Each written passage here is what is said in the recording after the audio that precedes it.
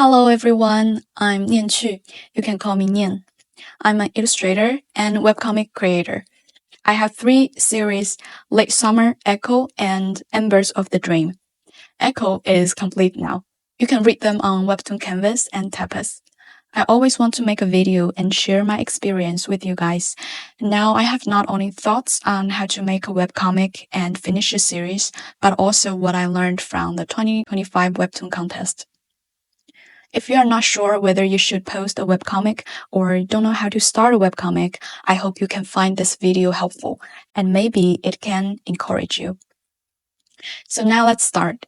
This video will include 4 parts. First, I'll talk about how I started a webcomic and what made me decide to continue creating and posting webcomics even today.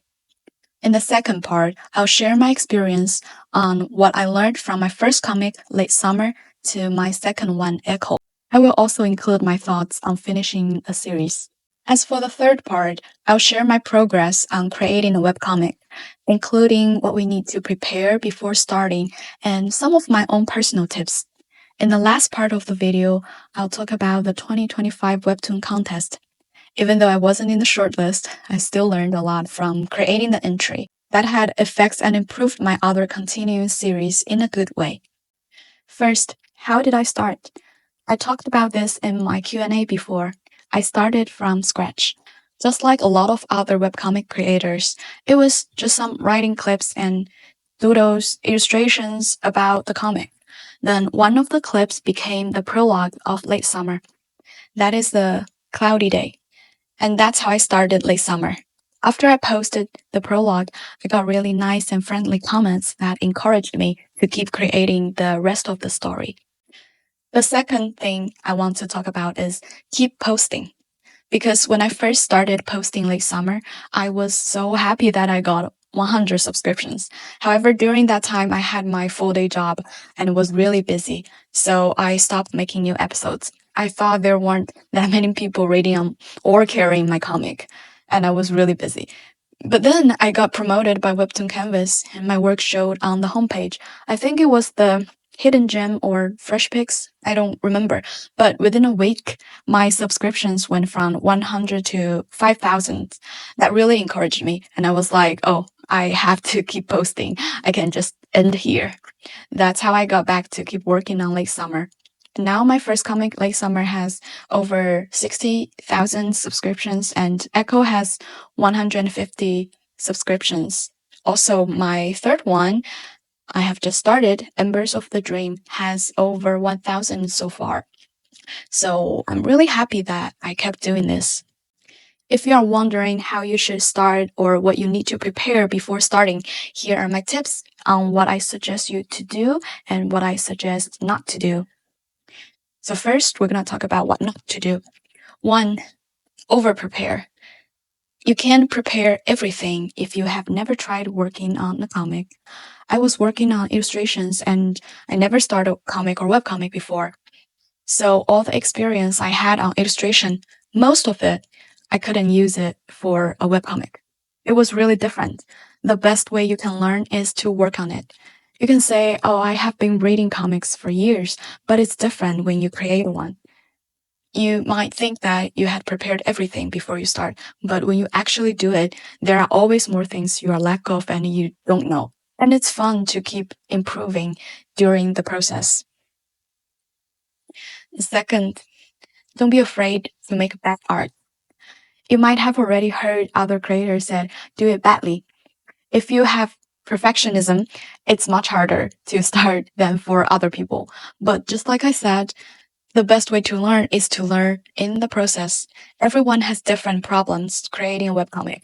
Some people might need to improve their writing or storytelling. Some might need to improve gestures or backgrounds. So everyone has different weakness, and you can find what your weakness is, what you have to improve while working on your comic. So don't be afraid to make mistakes, because the first episode will always be the worst one, since you always improve in the future as you draw. And the third, do not. This is very personal, so don't hate me if you do this a lot, or it's just my own opinion. So third, don't give up your work easily. Some people might have over 3 comics at the same time, but if you click on each one, maybe they only update a few episodes or 20 episodes and then end it there. Then they start a new one. I know it's very easy to get tired of one work. If you keep working on it for too long, it's easy to get tired of. Or you just know everything about what's going to happen. It's all in your head and you don't want to draw it. You want to start a new project, a new art style, or a different type of story. I do that all the time. I have 3 comics now and 2 are still ongoing. Each of them, they have really different art styles and types of the story. But as a creator and a reader, I really don't like giving up on a story unless it really makes you uncomfortable. Like if continuing would make you lose all enthusiasm or passion for comics and art, then maybe it's time to pause or give up. But I don't like giving up my stories because I want to be responsible to my readers. As a reader, when I get into a story and at the end of the chapter, the creator says, I decide not to continue, I would be like, no, at least tell me what happened next. Sometimes it's not the creator's fault. Maybe it's because the platform or editors cut it off or something happened to the creator. They became busy. But as a reader, it really hurts. So as a creator now, I don't want to give up easily. I want to show readers a complete story. And that means a lot to me too. Even it's imperfect. Not everyone will be satisfied with your ending. They would think it's a bad ending or it shouldn't end there. Like Echo, I got comments like, oh, that's the end. But that's my ending, yes. I'm still working on the extra episodes too. But the main plot is complete. So that's my 3 do not tips. Again, it's very personal. So next are the 3 things we should be more aware of. First, always improve yourself. It sounds easy, but illustrations, they let you use different styles, different characters per pieces. But comics use the same characters and same art styles. So you might get used to drawing them, kind of like muscle memory, but I will always ask myself like, oh, can I make it more delicate? Can I add more details or make the character look better? This would help me not just episode to episode, but also cross comics. 2, reread your story as a reader, not a creator. This helps to see if your story flows smoothly or if emotion beats land. But don't redo the episodes in the middle or the beginning of the story. You might get stuck remaking early episodes, which will always look worse as you improve. I always get comments like, oh, the art style changed, or art style is so different now. It might be good or bad. Maybe they like the old styles better. But again, you can't make everyone happy.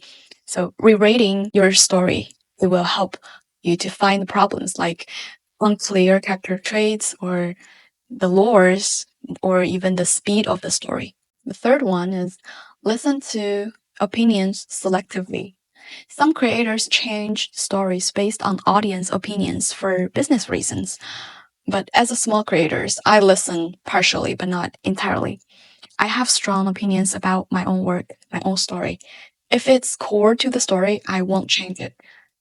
But for side characters, if many audience hate them, I might adjust, make them less jerky, but I never let the readers to decide the main plot. But also, never create a main characters that no one likes. If that happens, you might need to rethink your character settings. The second part is what I learned from my first comic to the second one. Like I mentioned before, my first comic is Late Summer, and my second one is Echo. I didn't wait until Late Summer was complete to start Echo. If you read my comics, you know that Echo is finished, but Late Summer is still ongoing. I created Echo to distract my attention from Late Summer. The two have completely different styles and moods. Late Summer is darker, more depressing, with complex characters, and everyone has their secrets. But Echo is lighter, happier. It's about 2 best friends who like each other, but they struggle with miscommunication before getting together happily. So here's what I learned creating the second one. First, the art styles. In Late Summer, I used watercolor initially. Later, I changed to flatter tones because watercolor was too hard for every panel. For Echo, I used simple flat colors, and readers liked it. And it was faster to draw, so a simple style isn't bad. It helps efficiency too. Second, hooks. Most episodes should end with a hook to lure readers to the next part. I didn't do it intentionally in my first comic, but it's crucial for webcomics. Third, the length of the story. I decide pacing based on story length. Short stories like Echo, I'll keep subplots simple. Long stories like Late Summer, it will be more complex. The length of the story also determines how much daily plot or side plots you can add in between main plots. Fourth, readability. If your story has complex plots, too many characters, or too much lore, readers might struggle, especially if updates are slow. So simpler stories are easier to follow, but it doesn't mean you can only create simple stories. The third part is how I make a webcomic. This is also very personal. You don't have to follow my steps. It's just me sharing my experience. So first, storyline and character settings. This don't need to come in order. For Echo, the characters came first, and for Late Summer, the story came first. 2. Length. Decide story length early. Echo was short, and Late Summer is a long story. Short stories need high pacing, but it doesn't mean you can't write a short story based on a complex world building. It's just, it will be harder doing it. Number 3. Main events and conflicts. Main conflicts should change the characters or their relationships or influence the plot. Design them logically. They can stem from personalities or external forces. For example, the miscommunication in Echo stems from the personalities of the main characters. Luanjia, who never expresses his feelings, and Shang Yufeng, he's too simple and cannot read other people's minds. So there are bound to be misunderstandings between them. In order to be together happily, they need at least one person to change. And conflicts require results and solutions, whether it's good or bad.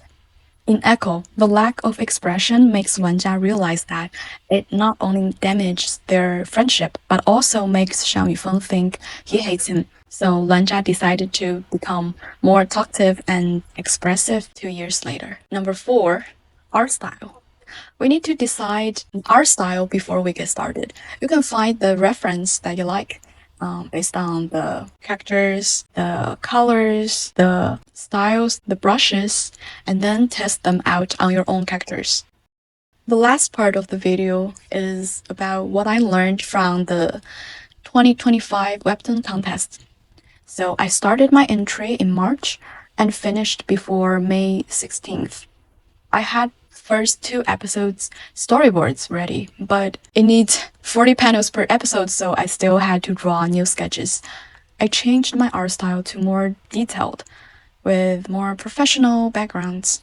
Even I didn't make it to the shortlist, I still learned something. So first is the faster creation pace. I will set deadlines for each steps, from line art to colors to the backgrounds and special effects, and it made me more efficient. The second, quality improvement. The contest raised my standards. I now apply those techniques to Late Summer. You can see the differences here. The third, tool optimization. I switched from Procreate to Clip Studio Paint. Clip Studio Paint has better comic tools like 3D models, brushes, backgrounds, although it was difficult to adapt at first because I have only used iPad to draw since 2019. I will not use Procreate to draw comics now, unless it's storyboard. Also, I'm no longer used to using what I had, the Wacom tablet. Now I'm using WEBTOON CANVAS, which is close to my iPad drawing habits because it has a screen and it's cheaper. Okay, that's all for today's video. I hope this is helpful. If you have thoughts, please leave a comment. If there's a specific topic you want me to discuss in the next videos, please let me know. Thanks for watching. Bye bye.